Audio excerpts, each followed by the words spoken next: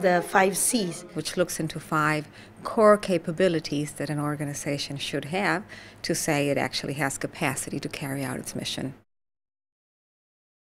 Now, what are the key capabilities that you require for you to serve your target groups better? Aspects like the capacity to relate.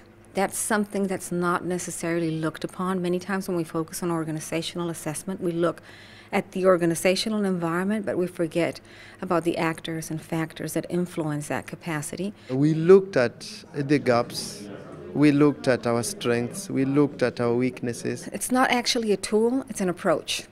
And within that approach, you can develop tools. Within a very short time, we have achieved quite even beyond what we expected to achieve. In the North-South relationship, of course, I think it adds value. If you want to even get more funds for your organization, then your organization should be very strong in all the areas, in terms of program, in terms of strategic planning, in terms of finance management, in terms of relationships. It generates transparency, openness. When your organization is very strong, then you're able even to get more partners, because every partner is looking for an efficient organization. In all process, there has to be someone that takes the initiative. It wasn't like, do it so that we support you. That can come and be imposed on you and say you just have to comply with it.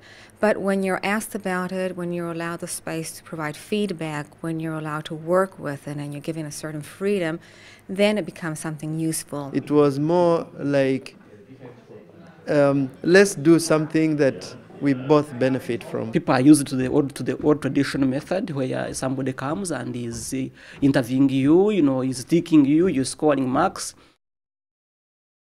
The funny thing is, when we started, we thought that we were all right. During the process, we not only realized that we're not doing well, but we also realized we can do much, much more. Now you had really to come up and assess your own organization.